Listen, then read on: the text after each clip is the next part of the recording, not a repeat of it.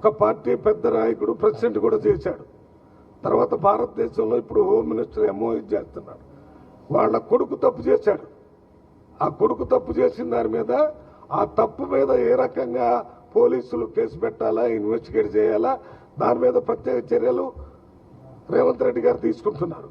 కేటీఆర్ గారు చెప్పినట్టుగా నేనేమన్నా రేవంత్ రెడ్డి గారు బండి సంజయ్నే ఉన్నా ఆయన పదవి నుంచి తీసేస్తాడు, ఆయనకు హక్కుందా, చేసే అవకాశం ఉందా?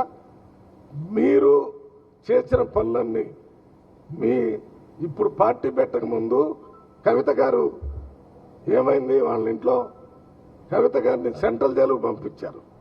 అప్పుడేమైనా కేసీఆర్ రిజైన్ చేశాడా, లేకపోతే కేటీఆర్ రిజైన్ చేశాడా, హరీష్ రావు చేశాడా? ఊరికే నోటికి వచ్చినట్టు మాట్లాడుతున్నారు. పార్టీలు వేరైనా కానీ బీజేపీయా, కాంగ్రెసా, లేకపోతే బీఆర్ఎస్ఆ, ఏ పార్టీ అయినా కొన్ని మానవ సంబంధమైన రిలేషన్ ఉండాలి. ప్రతి ఒక్కళ్ళకి పిల్లలు ఉంటారు. పిల్లలు అప్పుడప్పుడు తప్పు చేసే అవకాశం ఉంటుంది. అతన్ని ఏమైనా రక్షించి రాకుండా చేస్తే దాన్ని వ్యతిరేకిస్తాం. ఆయన హోమ్ మినిస్టర్గా ఉన్నాడు, అయినా కానీ ఆయన వచ్చారు, సరెండర్ అయ్యారు, కేసు పెట్టారు, మళ్ళీ ఇప్పుడు వేరే రకంగా తీసుకొని ఇన్వెస్టిగేట్ చేస్తారంటున్నారు. ఇవన్నీ చట్టం ప్రకారం జరుగుతాయి. మీరు చేసిన మీ ఇంట్లో ఇటువంటి కేసు జరిగింది కదా, ప్రూవ్ అయిపోయి పంపించి జైలుకు పంపారు కదా, కవిత జైల్లో ఉంది కదా, అప్పుడెందుకు మీరు రిజైన్ చేయలేదు? కేటీఆర్ ఊరికే నోటికొచ్చినట్టు మాట్లాడుతున్నారు. కాంగ్రెస్ పార్టీలో ఏం పని జరగలేదో చెప్తున్నావు కానీ ప్రజలకి ఏం పనులు చేశారో మీరు చెప్పడం లేదు. ఇవాళ రాష్ట్రంలో ప్రతి కుటుంబంలో కాంగ్రెస్ పార్టీ చేసిన ఏదో ఒక సంక్షేమ కార్యక్రమం వాళ్ళకు అందుతుంది. అది సన్న బియ్యం కానివ్వండి, లేకపోతే 200 యూనిట్ కానివ్వండి, లేకపోతే మహిళలు ఫ్రీగా తిరగటం కానివ్వండి, లేకపోతే మనం రైతులకు ఇచ్చిన 2 లక్షల మాఫీ కానివ్వండి, మరి పిల్లలకి ఉద్యోగాలు కానివ్వండి, మహిళలకు ఇచ్చే వడ్డీ లేని రుణాలు కానీ ఇన్ని ఇస్తున్నాం మేము. మీరేం చేశారు? ఊరికే మాటల గ్యారెంటీతో 2 సార్లు గెలిచి తెలంగాణ రాష్ట్రాన్ని 20 సంవత్సరాలు వెనక్కి తీసుకెళ్లారు.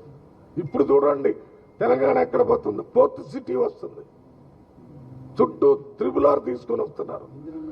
ఇవన్నీ తీసుకొని వచ్చి వీటికి అడ్డం లేకుండా ఉండటానికి మన ప్రధానమంత్రి ఇక్కడికి వచ్చినప్పుడు మాట్లాడాడు. ఇక్కడ ముఖ్యమంత్రి ఢిల్లీ పోయి ప్రధానమంత్రితో మాట్లాడాడు. మేమందరం ఎంపీలు కూడా పోయి కలిసాం, చాలా మంది మంత్రులతో కలిసి మాట్లాడాం. కేసీఆర్ గారి టైంలో రాని పనులన్నీ మన రేవంత్ రెడ్డి గారి టైంలో వచ్చినాయి. రావాలా ఫెడరల్ వ్యవస్థ. నిన్న మొన్న కిషన్ రెడ్డి గారు మేమేదో డబ్బులు ఇస్తున్నాం ఓట్లు కొనడానికి, మీరు కొనటంలో సరే ఏంటి మీరు ఇచ్చేది డబ్బులు? మా రాష్ట్రం నుంచి 100 రూపాయలు కేంద్రానికి పంపితే 42 పైసలు పంపుతున్నారు. 100 రూపాయల్లో 42 పంపారు. మరి తగ్గిన డబ్బులన్నీ మీ దగ్గరే ఉన్నాయి కదా. మీకు డబ్బులు ఎక్కడి నుంచి వస్తున్నాయి? మేము పంపిన డబ్బులు మీరు పంపేది అదేదో మేము పంపుతున్నామని బీజేపీ మాట్లాడితే మీరు అసలు ఈ ఇన్క్లూజివ్ గ్రోత్, ఈ ఫెడరల్ వ్యవస్థ, ఈ ప్రభుత్వాలన్నీ కలిసి పనిచేయాలనే దానికి వ్యతిరేకంగా ఈ కిషన్ రెడ్డి గారు మాట్లాడినా వాళ్ళు మాట్లాడతారు. దురదృష్టం ఏంటంటే నిన్న మొన్న బీజేపీ పార్టీ ఎట్టుందో ఒకసారి ఆ బీజేపీ పార్టీ హైకమాండ్ని చూడాలని చెప్తున్నాను. 3 మంత్రులు, 3 ఎంపీలు బీజేపీలో ఉన్నవాళ్ళు, పేర్లు నేను చెప్పను, మీ అందరికీ తెలుసు. వాళ్ళు ఈ సమస్య రాగానే బండి సంజయ్ని సస్పెండ్ చేయాలా, బండి సంజయ్ పోస్ట్ నుంచి రిజైన్ చేయాలని బీజేపీ ఎంపీలు చెప్తున్నారు. ఊరికనే అదే వాళ్ళ పార్టీలో ఉన్న క్రమశిక్షణ. ఏమి క్రమశిక్షణ? ఊరికి ఆ పేరుతోనే ఆయన పదవి నుంచి దించితే మేము పదవిలోకి వస్తామని చెప్పే వాళ్ళు ఎక్కువయ్యారు. అది చూసుకోండి మీరు ముందు. కాంగ్రెస్ పార్టీ సంగతి మేము ఎప్పుడు తెరిచిన పుస్తకం. ఏం సమస్య ఉన్నా ప్రజల ముందు మాట్లాడతాం, ప్రజల ద్వారానే మాట్లాడతాం, సమస్యను పరిష్కారం చేస్తాం. మీరు మాత్రం మీరు మాట్లాడుకుంటారు.